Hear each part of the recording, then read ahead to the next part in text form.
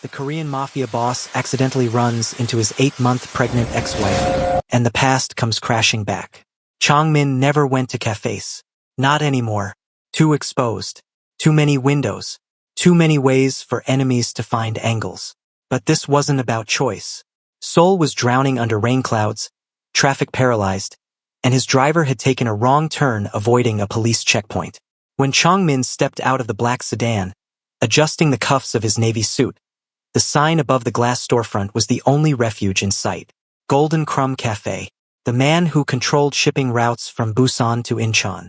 The heir whose name alone could shut down entire districts. The syndicate prince who'd learned before his 10th birthday that mercy was a luxury reserved for the weak. He wasn't supposed to be there, but fate has a way of orchestrating the cruelest reunions when we're least prepared for the truth. The bell chimed as he pushed through the door. The scent of butter and fresh bread filled the air, warm, ordinary, safe. Everything his world wasn't. Chong-min barely registered the interior before his eyes found her. Farida, behind the counter, one hand unconsciously resting on the curve of her belly, the other gripping the counter edge like it was the only thing keeping her upright. 8 months pregnant. Time didn't just stop. It shattered. 8 months of separation, of unanswered questions, of a silence that had carved holes through his chest, collapsed into a single heartbeat. Her eyes lifted slowly. Recognition hit like a physical blow. Not fear. Not anger. Shock. The tray she'd been holding slipped from her fingers. Ceramic shattered across the floor in a symphony of destruction. The sound echoed through the cafe like a gunshot. "You shouldn't be here," she whispered. Her voice, God, her voice. He'd tried to forget that voice. Chong-min's gaze dropped. Not to her face. To her stomach. The child shifted beneath her protective hands. His chest tightened violently, as if someone had reached through his ribs and twisted. 8 months. 8 months. That child. His voice cracked. Something he hadn't allowed in years. Something he couldn't afford. "Please leave." She was already backing away, both arms wrapped around her belly, shielding, protecting. From him, the cafe had gone silent. Customers frozen mid-bite. Someone whispered his name. The kind of whisper that spreads through Seoul's underworld like wildfire. His men, who'd followed without him noticing, stood rigid by the door. Sentinels. Witnesses. Chong-min moved before thought could stop him. One step forward. "You left me." The words came out quieter than he intended. Stripped of the power everyone expected from him. Her laugh was brittle, broken. "You signed the papers. You erased me." "I never." Her breath hitched. Pain flashed across her features. Sharp, unmistakable, terrifying. "No," she gasped, hand flying to her stomach. "Not now. Please not now." Chong-min moved faster than anyone could track. His arm wrapped around her waist just as her knees buckled, catching her against his chest. The cafe erupted into chaos around them. If you're feeling the weight of this moment, the 8 months of lies, the manipulation that tore them apart, the baby that changes everything, you need to understand something crucial. This isn't just a story about ex-lovers reuniting. This is about deadly family politics that treat human lives like chess pieces. About blood oaths and syndicate traditions that go back generations. About a woman who disappeared not because she wanted to, but because she was made to believe the man she loved had chosen power over her. That he'd signed away their marriage like it meant nothing. That she was disposable, replaceable. A mistake that needed to be erased from the Park family ledger. She was wrong. But by the time the truth surfaces, she's 8 months pregnant, hiding in plain sight, and the man who manipulated them both, Chong-min's own cousin, is about to discover that some betrayals can't be forgiven. What happens next will test everything they thought they knew about survival, loyalty, and whether love can withstand the kind of deception that nearly destroyed them both. With Farida this close to delivery, the complications that follow could cost them everything. Life and death hang in the balance of this reunion. And somewhere in Seoul's shadows, Sung-min is realizing his carefully constructed lies are about to unravel. 8 months earlier, Chong-min woke to silence. Not the comfortable quiet of Farida sleeping beside him. Her breath soft against his shoulder. Her fingers curled loosely in his shirt even in sleep. This was different. The kind of silence that screams. He knew before he opened his eyes. The bed was cold. Her side untouched. Sheets pulled tight like she'd never been there at all. Chongmin sat up slowly, his heart doing something it hadn't done since he was a boy, learning what his family name really meant. He stuttered. The apartment stretched before him, too clean, too still. Her paintings gone from the walls. The ceramic mug she used every morning, the one with the chipped handle she refused to replace, vanished from the counter. Even the air smelled wrong. Empty. On the kitchen table, an envelope. Cream-colored, expensive paper. A lawyer's letterhead he recognized, one of the firms his family kept on retainer for cleanups and disappearances. His hands didn't shake as he opened it. He'd been trained better than that. Petition for divorce. Mutual agreement. Irreconcilable differences. His signature at the bottom, black ink, unmistakable. Except he'd never signed anything. Chongmin stared at the documents for 17 minutes. He counted. Control was all he had left. The signature was perfect. Too perfect. Every loop and angle matched his hand exactly. Professional forgery, the kind that cost more than most people earned in a year. Someone had planned this. Someone had wanted her gone. He should have torn the city apart looking for answers. Instead, he chose to believe the lie. Because men like him, men who grew up watching their fathers choose power over everything, who learned before puberty that love made you vulnerable and vulnerability got you killed. Men like him didn't chase after women who left. She chose freedom, he told himself.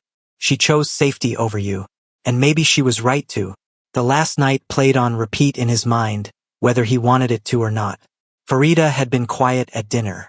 Her hands kept moving to her phone, then away, like she was fighting the urge to check something. To call someone. You okay? He'd asked. Fine. But her smile didn't reach her eyes. He'd known something was wrong. Known it the way you know when a deal's about to go sideways, when the man across the table is hiding a knife. But instead of pressing, instead of asking, he'd let her deflect. Let her kiss him goodnight with a desperation that should have been a warning. Let her whisper, I love you, like it might be the last time. He'd fallen asleep believing he had time. By morning, she was a ghost. 8 months of repression followed. Chongmin buried himself in work. Expanded operations into territories that should have stayed neutral. Made examples of men who questioned his judgment. Let violence become vocabulary when words felt too dangerous. His father noticed. You're taking unnecessary risks. His uncle commented. Heartbreak makes men reckless. Chongmin said nothing. Just moved shipments, controlled ports, signed contracts in blood and ink. But at night, alone in that apartment he couldn't bring himself to leave. He'd stand in the doorway of the room that should have been hers and wonder why. Why she'd run. Why she hadn't fought. Why the divorce papers had appeared with his signature already forged. Why his cousin Sungmin had smiled so gently when he'd said, Some women aren't built for this life. Chongmin. Better she realized it now. He should have known then. Should have seen the poison dressed as concern. Now, carrying Farida toward his car with her body trembling against his chest, her hands clutched around her belly. Their child.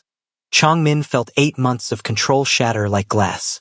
Stay with me, he murmured against her hair. Not a command. A plea.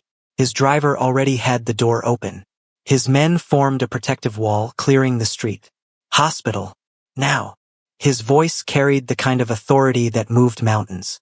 But inside, beneath the power and the perfectly tailored suit, beneath years of training that taught him how to bury emotion like evidence, Chongmin was terrified. Because he'd lost her once by believing a lie. And he couldn't survive losing her again. Not when he'd just discovered everything he'd been told was a betrayal designed to destroy them both. Farida had known loving Chongmin meant danger. She just hadn't known the danger would come wearing his family's face. They'd met quietly, her small cafe catering a private event at a riverside warehouse. Corporate, she'd been told. Discreet clientele. Cash payment, no questions. She should have known better when the security outnumbered the guests. But she'd been focused on her work, plating desserts with hands that had learned precision from her mother, arranging strawberries like they were jewels. When she'd looked up, he was watching. Not the food.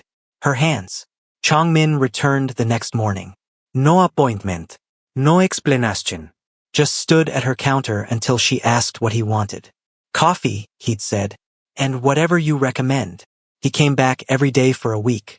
She learned the way his smile never quite reached his eyes, like he'd forgotten how, or been taught that happiness was a weakness.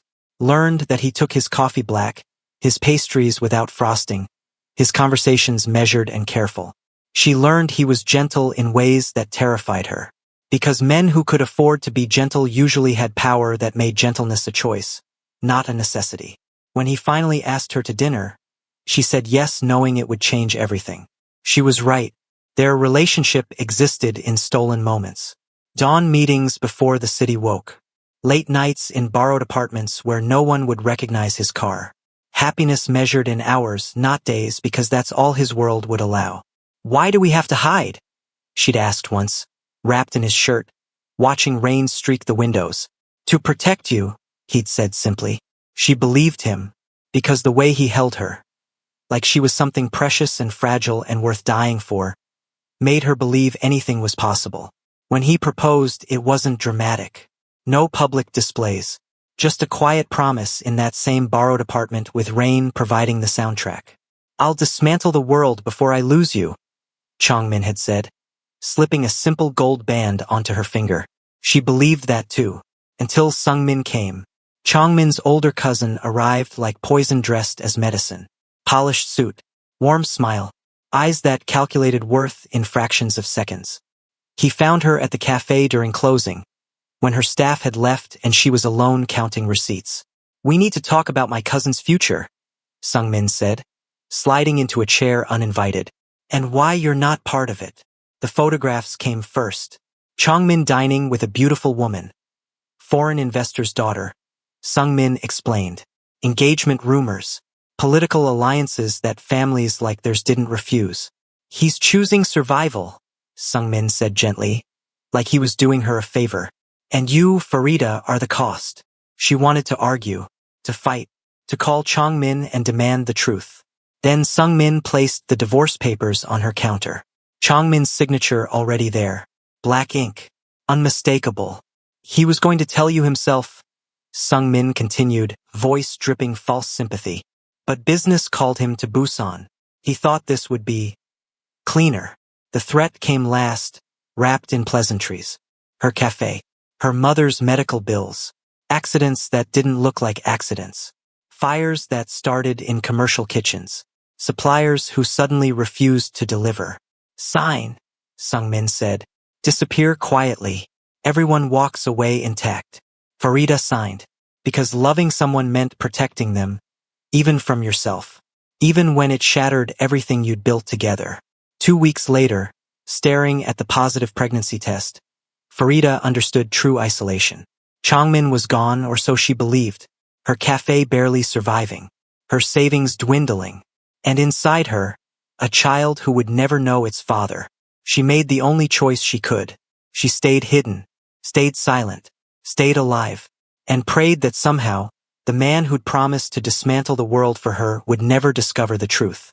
Because if he did, if Chongmin learned what his cousin had done, blood would paint the streets of Seoul. The hospital lights were too bright, clinical white that burned through closed eyelids. The smell of antiseptic and fear. Machines beeping steady rhythms that measured heartbeats, contractions, the fragile line between crisis and control. Farida lay trembling on the gurney as doctors moved with practiced urgency around her. Voices clipped, professional, detached. Blood pressure elevated. Fetal heart rate accelerated. "She's in preterm labor. Stress-induced. We need to stabilize before." Chongmin stood at her side like a statue carved from rage and terror, his hand wrapped around hers with a gentleness that contradicted everything his world knew about him. He hadn't let go. Not in the car. Not when they'd rushed her through emergency doors. Not when nurses tried to move him aside. One look from him and they'd stopped trying. 8 months, the doctor said, reviewing charts. "Any history of complications?" "No," Farida whispered. "Recent trauma? Emotional stress?" Silence. The kind that screamed. The doctor's eyes moved between them, taking in Chongmin's expensive suit now wrinkled. His face stripped of the mask men like him wore in public. Taking in Farida's white-knuckled grip on his hand, the way she couldn't look at him. "I see." The doctor's tone shifted. "We're administering medication to stop the contractions. Bed rest. Minimal stress. She needs calm. Chongmin's jaw clenched so hard Farida heard his teeth grind. She'll have it, he said quietly. Promise that sounded like a threat. I kept a journal, Farida continued quietly. Wrote letters I knew you'd never read. Told the baby stories about their father, the parts one chose to remember. The mornings you'd show up before anyone else. The way you'd watch me work like it was the most fascinating thing you'd ever seen. I did find it fascinating. His thumb traced circles on her palm. You created things. Beautiful things. Everything I touched, I destroyed. That's not true, isn't it? Chongmin's voice carried weight. My world is built on control, manipulation, fear. You were the only pure thing I'd ever had, and I couldn't even protect you from my own family. I should have fought harder, Farida whispered. Should have called you, demanded to hear it from your own lips. He threatened your mother, your cafe, everything you built. Chongmin shook his head. You did what any intelligent person would do when facing a predator. You survived. We both lost 8 months. No. His grip tightened fractionally. I lost 8 months. You carried our child alone. Went to appointments alone. Made decisions alone. Felt every kick, every movement, every moment. Without me there to share it. His voice finally broke. You were scared and pregnant and thought I'd abandoned you. That's not loss, Farida. That's theft. And I'll spend the rest of my life trying to make up for what was stolen from both of us. She shifted on the bed, making space. Chongmin looked at her, uncertain. Lie down, she said. You haven't slept in 24 hours. I'm fine. Chongmin. Her voice carried the kind of authority that surprised them both. Lie down. He moved carefully, settling beside her on the narrow hospital bed, not touching beyond necessity. Hyper-aware of the 4-line, the monitors, her condition. Farida took his hand and placed it on her belly. For a long moment, nothing. Then, movement. The baby kicked against his palm. Once, twice. A tiny fist or foot pressing outward, as if testing this new presence. Chongmin went completely still. His breath caught. That's your child, Farida whispered, reminding us both what matters. His forehead dropped to her shoulder. Not quite an embrace, not quite reconciliation, but a beginning. The doctor came hours later, reviewing charts with cautious optimism. Contractions have stopped. Fetal heart rate normal. Blood pressure improving. She looked between them. Whatever you're doing, keep doing it. Stress was the trigger. Calm is the cure. After she left, Farida felt Chongmin's quiet laughter against her hair. We don't do calm, she said. We'll learn. His hand remained on her belly, feeling every movement. For them, we'll learn. Outside, Seoul moved through its daily chaos. Inside, 2 people began the slow, painful work of rebuilding trust from the wreckage of betrayal. 8 months stolen, but a lifetime ahead if they were brave enough to fight for it. 3 weeks of careful peace shattered at 2:47 a.m. Farida woke to pressure, familiar now but different, deeper, insistent. Her hand flew to her belly as the contraction built, tightening like a fist around her spine. Chongmin. He was awake instantly. 3 weeks of sleeping in her apartment. Security stationed outside. His empire run from her kitchen table had made him hypervigilant to every sound, every shift. How far apart? This is the first. She breathed through it. But it's different. It's... Another contraction hit. 7 minutes later. His phone was already out calling his driver, calling the hospital, moving with the controlled precision that built empires and ended threats. But his hand shook when he helped her stand. The hospital became their world again. Different this time. Not crisis, but culmination. Labor progressing naturally, steadily. Hours measured in centimeters, in breathing patterns, in the grip of Farida's hand on his. Chongmin didn't leave, didn't take calls. Existed entirely in this room where his power meant nothing and biology followed its own ancient rules. I can't do this, Farida gasped during transition, tears streaming. Yes, you can. He pressed his forehead to hers. You've done everything else alone. But not this. Never again. When she screamed, he didn't flinch. When she cursed him, their situation, the entire universe, he took it. absorbed every ounce of pain he couldn't carry for her. Helplessness was new to him, terrifying. Prayer came next, not to any god he'd been taught. Not formal, not structured. Just desperate bargaining in the silence of his mind while nurses coached and monitors beeped and Farida's world narrowed to the singular focus of bringing life into chaos. Keep them safe. Both of them. Please. At 6:23 p.m., their son entered the world screaming. The sound cut through everything. 3 weeks of careful reconciliation, 8 months of separation, years of control and violence and carefully constructed walls. A nurse placed the baby on Farida's chest. Tiny, furious, impossibly perfect. He's here, she sobbed. He's actually here. Chongmin couldn't move, couldn't breathe, could only stare at this impossible thing. 7 pounds of life that existed because of choices made in love and torn apart by lies. Do you want to hold him? The nurse asked gently. He nodded, not trusting his voice. The baby was impossibly light. Chongmin had held weapons, signed documents worth millions, controlled men's fates with a gesture. Nothing had ever felt this heavy. His son, stared up at him with unfocused eyes. Tiny fist curled against Chongmin's chest. Completely helpless, completely trusting. Something in Chongmin's chest cracked. Not broke, opened. I missed everything, he whispered. The words scraped out of him, raw and bleeding. Your entire existence. Every moment your mother carried you. Every fear she faced alone because I didn't know. The baby made a small sound. Not quite a cry. Almost curious. I can't give you those months back. Chongmin's voice fractured. Can't erase what was stolen. But I swear, on everything I am, everything I've built, you'll never doubt you're wanted. You'll never question if your father chose something over you. Tears fell then. Silent. Unstoppable.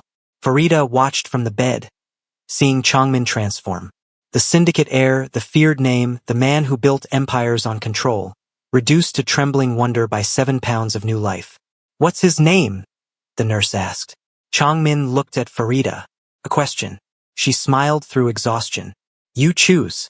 He studied his son's face. Thought about what this child represented. Not just love, but survival. Proof that truth outlasts lies. That some things can't be destroyed, only delayed. Minjun, Chongmin said finally. Gentle and talented. Everything his parents aren't, but everything will fight to let him become. Hours later, when Farida slept and Minjun rested in his arms, Chongmin made his decision. He'd built his power in shadows, operated through fear and careful distance, kept everything important hidden to keep it safe. But hiding hadn't protected them. Secrecy had made them vulnerable. Tomorrow he'd announce them publicly. His wife never because the divorce was forged, void, meaningless. His son, his family. Let the syndicate adjust. Let rivals calculate their moves. Let the entire underworld know. Chongmin had something worth more than power. And anyone who threatened it would learn exactly what a man becomes when he has everything to lose. Outside, Seoul continued its endless rhythm. Inside, a family began. 8 months late, scarred by betrayal, but alive. And that was enough. Chongmin called the meeting for noon. Not at one of the usual locations, neutral restaurants, private clubs, warehouses where business happened behind closed doors. This time, he chose the Grand Joseon Hotel. Public. Visible. A ballroom that seated 200 with floor-to-ceiling windows overlooking Seoul. He wanted witnesses. Every family head received the invitation. Every allied organization. Every player in Seoul's intricate web of power and consequence. They came because refusing Chongmin's summons was suicide. They came expecting territory negotiations, new alliances, the usual chess game of empire building. They didn't expect Farida. She stood beside him at the head of the room, holding Minjun against her chest. No longer the woman who hid in a cafe. No longer the secret kept safe through distance. She wore a simple navy dress, her hair pulled back, her presence quiet but undeniable. Chongmin's hand rested on the small of her back. Claiming, protective, public. The murmur that ran through the room was immediate. Confusion, calculation, the subtle shift of men reassessing power dynamics. Chongmin let them look, let them whisper, let the moment stretch until silence fell naturally. I won't waste your time with formalities, he began, voice carrying effortlessly across the space. You're here because I'm making something clear. This is Farida, my wife. Pause. Let it land. Not my partner. Not my associate. My wife. Mother of my son. The person whose safety now determines how this organization operates going forward. Someone in the back, one of his father's old allies, cleared his throat. With respect, Chongmin, we weren't informed of a marriage. Because it wasn't your business. His tone remained pleasant. Lethal. What is your business is understanding that any threat to her, to my son, to anything they build or touch, will be treated as a direct attack on me. The room went still. The days of keeping my family hidden to protect them are over. That strategy failed. Nearly cost me everything. Chongmin's gaze swept across the assembled power. So we're trying something new. Visibility. You all know she exists. You all know what she means to me. That's not vulnerability. That's warning. His father sat at one of the front tables, face unreadable, watching his son rewrite decades of protocol in real time. Golden Crumb Cafe will expand, Chongmin continued. 3 new locations over the next year. Full security. Full protection under our name. Anyone who thinks that makes it a target should remember what happened to Sungmin. Silence. Heavy. Absolute. Questions. No one spoke. After the meeting, his father approached. You're exposing them, he said quietly. Making them visible makes them vulnerable. Hiding them made them vulnerable, Chongmin corrected. Sungmin operated because he thought I'd never acknowledge them publicly, because secrecy gave him room to manipulate. His father studied Farida, who stood nearby speaking with one of the few women in the organization. A rare conversation, genuine and careful. She's not what I expected, his father admitted. She's stronger than all of us. Chongmin shifted Minjun to his shoulder, the motion already natural after 2 weeks of practice. And she deserves better than shadows. The old families won't like this change. The old families will adjust. Chongmin's voice carried the weight of finality. Or they'll be replaced by families who understand that evolution isn't weakness. 2 men didn't adjust. One vanished from Seoul overnight. The other found his operations systematically dismantled over 72 hours. Suppliers, protection, accounts, all evaporating like morning fog. The message was clear. This isn't negotiable. Hours crawled past. The contractions slowed. The baby's heartbeat steadied. Medical staff came and went in waves, checking monitors, adjusting for drips, speaking in hushed tones that didn't hide their curiosity. Everyone knew who he was. Everyone understood what his presence meant. Chongmin didn't leave, didn't take calls, didn't acknowledge the messages vibrating his phone into silence.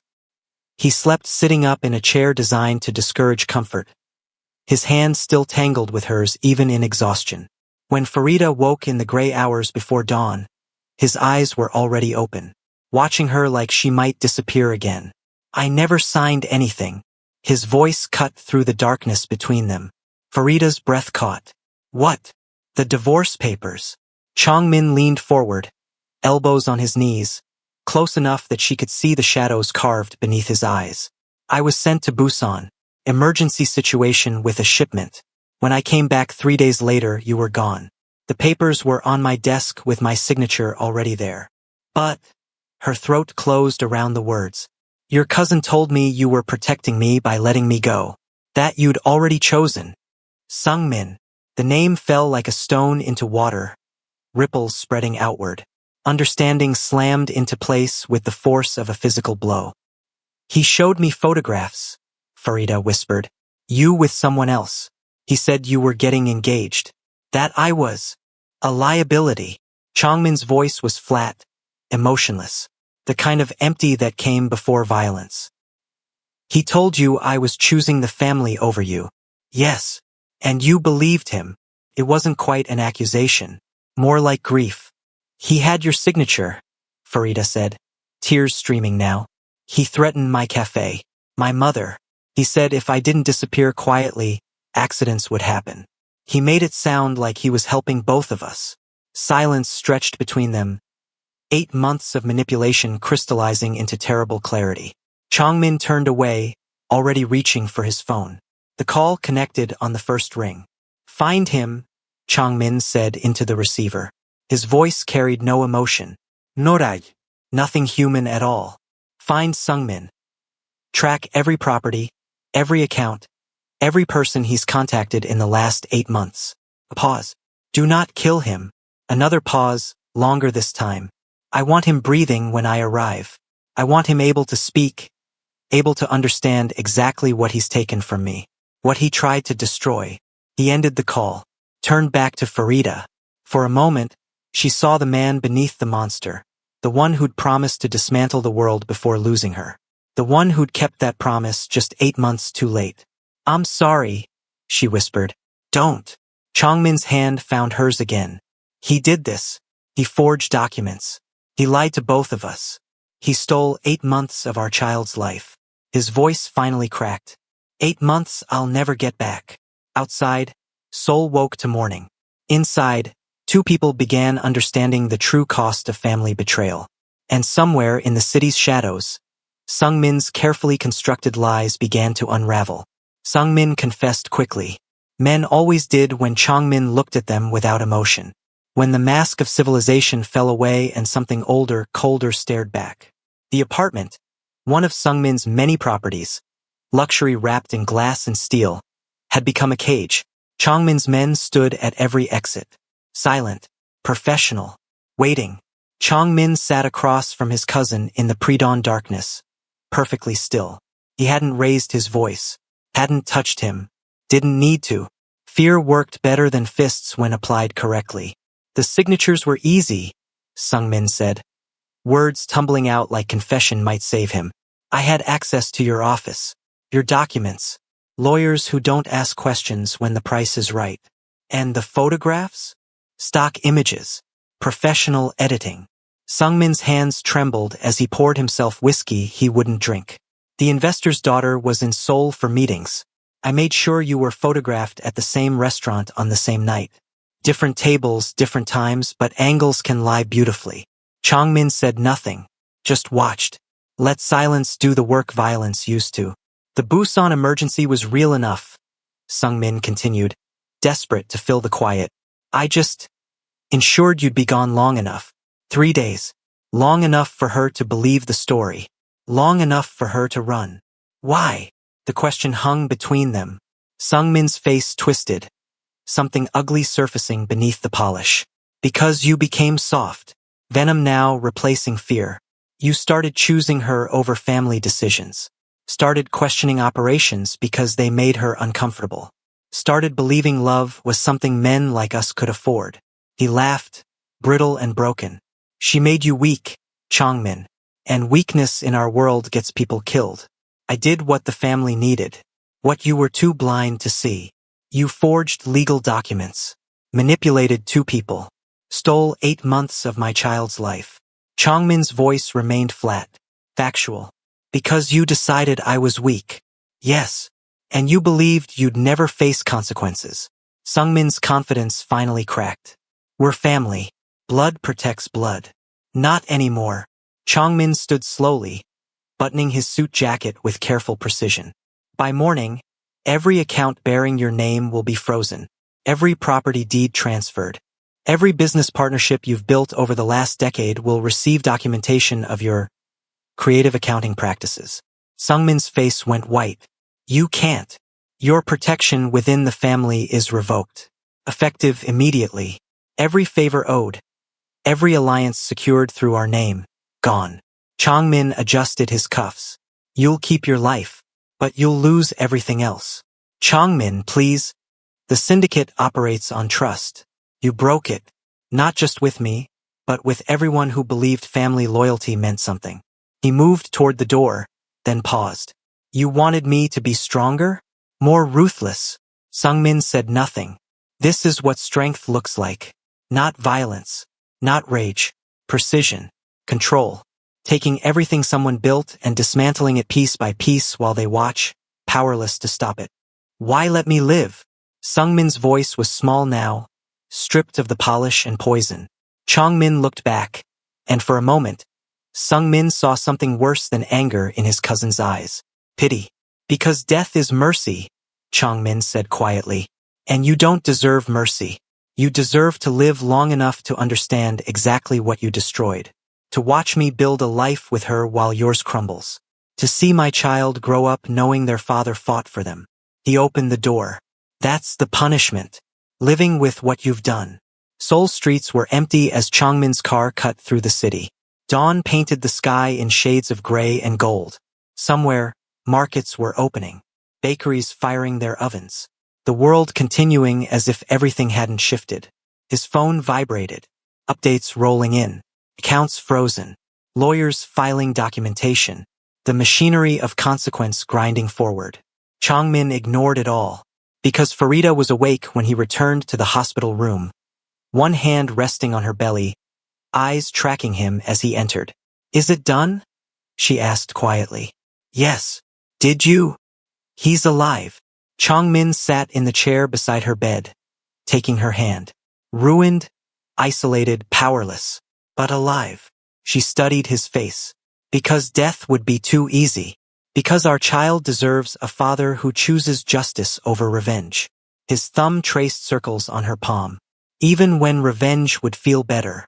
Outside, Seoul woke to a new order. Inside, two people began rebuilding what betrayal had tried to destroy. And somewhere in a luxury apartment, Sungmin understood that some punishments last forever.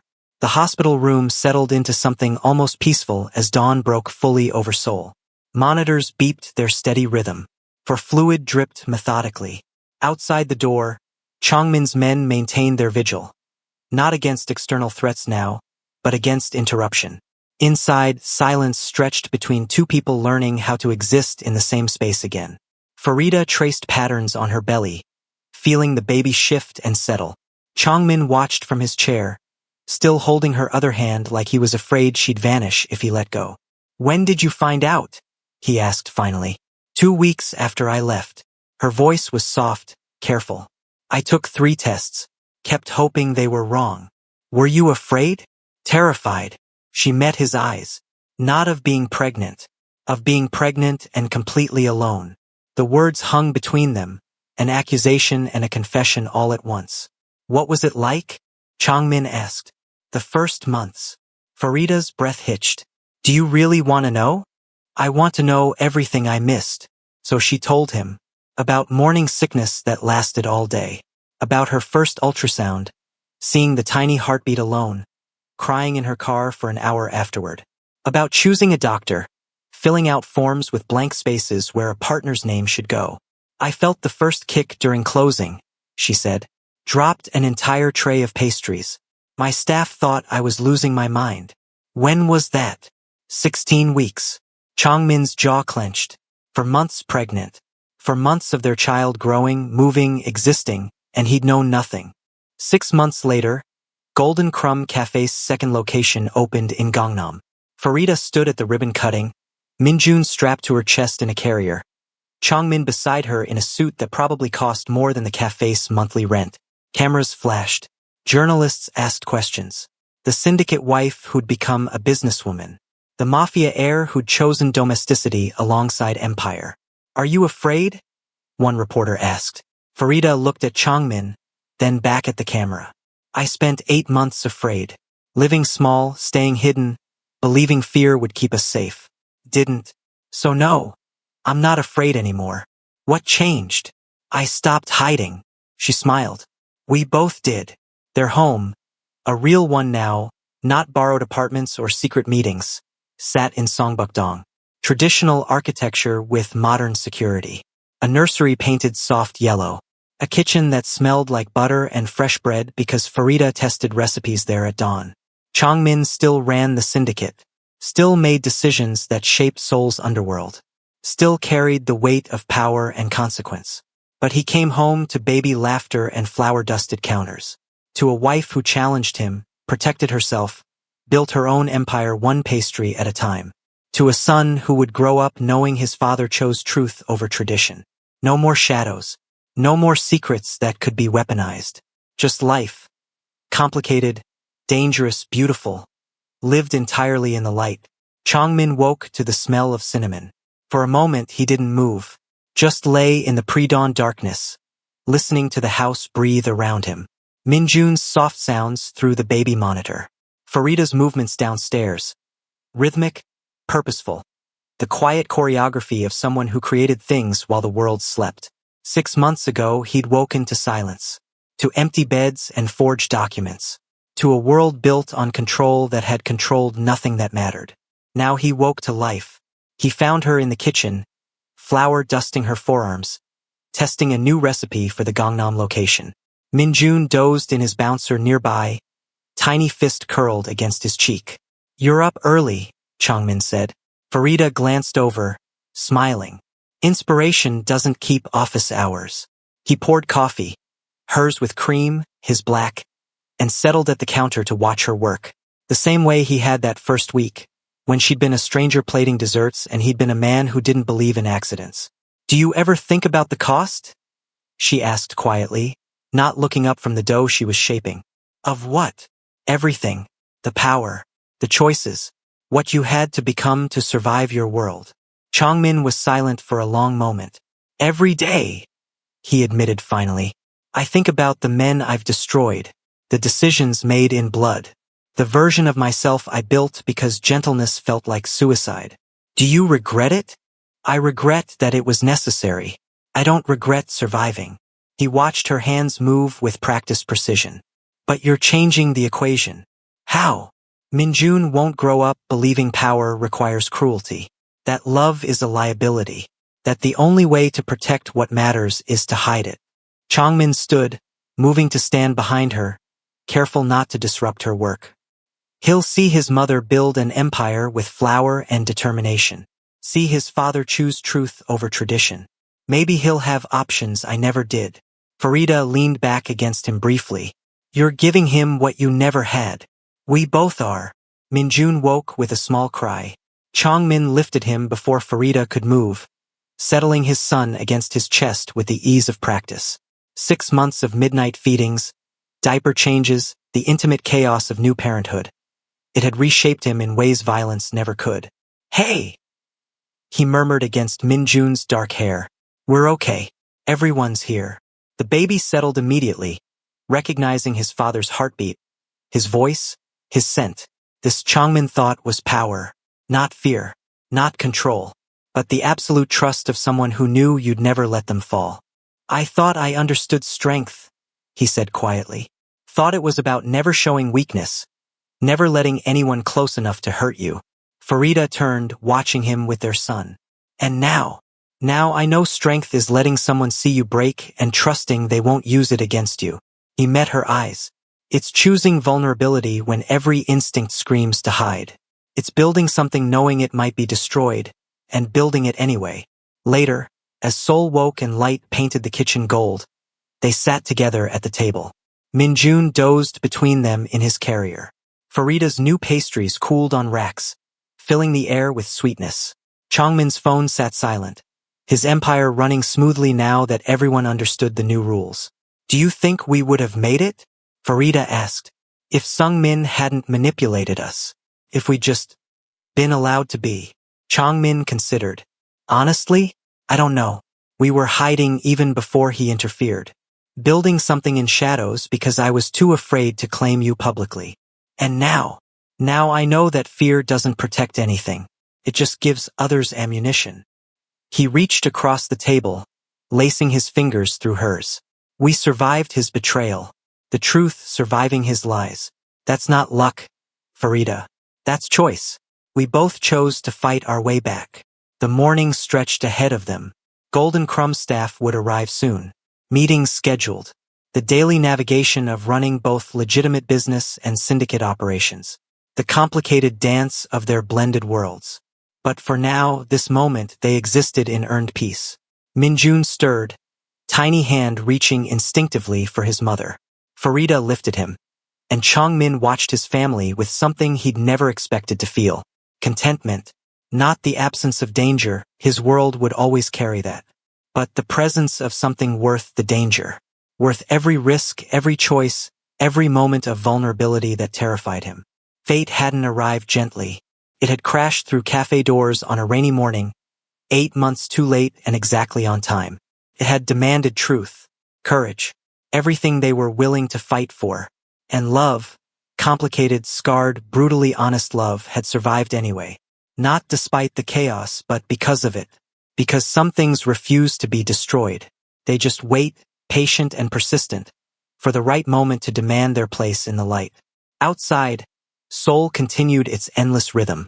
Inside, a family began each day choosing each other. Again, and again, and again. That was enough. That was everything. If you enjoyed the story this far, don't let it end here. Hit that subscribe button so you never miss the next chapter and enjoy more story from us. And if this story gave you chills, drop a like and share it with someone who loves powerful romance with a dangerous edge. Your support keeps these stories coming. Thank you.